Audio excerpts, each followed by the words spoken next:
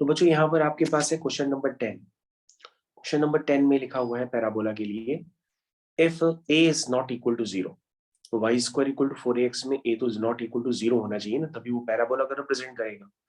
Okay, if a is not equal to 0 and the line 2bx plus 3cy plus 4d equal to 0 passes through the point of intersection of the parabola y square equal to 4ax and x square equal to 4ay, तो पूछ रहा है चारों में कौन सी condition सही है। तो आप लोग कहेंगे सर कंडीशंस को जनरेट करने से पहले कंपलसरी है कि हम क्या करें, हम सबसे पहले ऐसे सोच लेते हैं कि ये दोनों पैराबोला कौन से पॉइंट पे इंटरसेक्ट कर रहे हैं।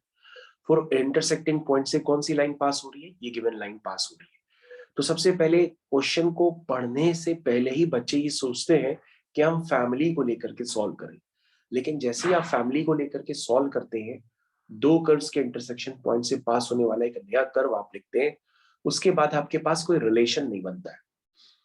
तो आप फैमिली ना बनाने से अच्छा है आप काम कर लीजिए, पहले दोनों कर्व के पॉइंट ऑफ इंटरसेक्शन सॉल्व कर लीजिए। जब आप सॉल्व करेंगे तो उसको सॉल्व करना बहुत ईजी है।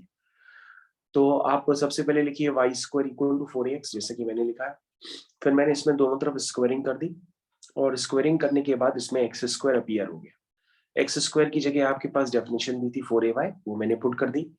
तो आपके पास ये एक्सप्रेशन क्रिएट हो गया। यहाँ से y की दो वैल्यूज आ गई, एक y है y0, बच्चों y0 होगा तो x भी 0 होगा, और एक बार आया रहा y4a, y4 होगा तो x4a होगा। तो बच्चों यहाँ से आप देखेंगे तो मैंने यहाँ से निकाला है, इसको 0 करेंगे तो y0 आ जाएगा। और बच्चों ये क्यूबिक इक्वेशन है, ये a cube minus b cube का फैक्टर आप करेंगे। तो बच्चों जैसे ही आप फैक्टर करेंगे तो आपके पास ये रिलेशन निकल करके आने लगेगा। तो आप इसको सॉल्व करके देखिए और फिर मेरे को बताइए। तो होपफुली बच्चों आपने क्वेश्चन सॉल्व किया होगा, सॉल्व करने के बाद आपको a cube minus b cube के फैक्टर नजर आए होंगे।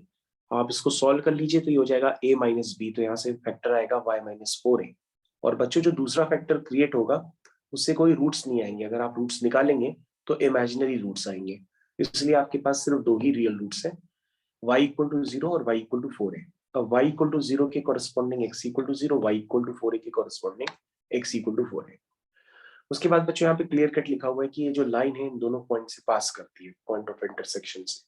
तो पहले 0,0 डालेंगे तो आपका d इक्वल टू 0 आ जाएगा, और उसके बाद 4a, डालेंगे तो आपके पास एक नई कंडीशन आ जाएगी। तो एक कंडीशन बच्चों आपके पास ये निकल के आ गई, दूसरी कंडीशन बच्चों आपके पास ये निकल के आ गई। अब दोनों कंडीशंस को देखो, कोई यूज करके एक कंडीशन बन रही, तो तुम कहोगे सर बिल्कुल बन रही है, क्योंकि अगर हम d का स्क्वायर करते हैं तो d तो 0 है ही, और 2b प्लस 3c यानी कि 0 का स्क्वायर करते हैं तो वो भी 0 ही होगा। तो सर ये कंडीशन सिर्फ मैच कर रही है, तो आंसर इज डी पार्ट। लेकिन बच्चे ऐसा सोचने पड़ते हैं कि कंडीशन कहीं से जनरेट करेंगे, जनरेट क्या बच्चों, पहले से ही आप जनरेट कर चुके हैं, ये देखिए। तो आपके पास डी स्क्वायर और 2b प्लस 3c का होल स्क्वायर यानी कि दो परफेक्ट स्क्वायर का सम क्या है, 0 है। क्यों 0 है, क्योंकि वो इटसेल्फ दोनों 0 है। मेरे ख्याल से अब तो आप पूरा समझ गए होंगे।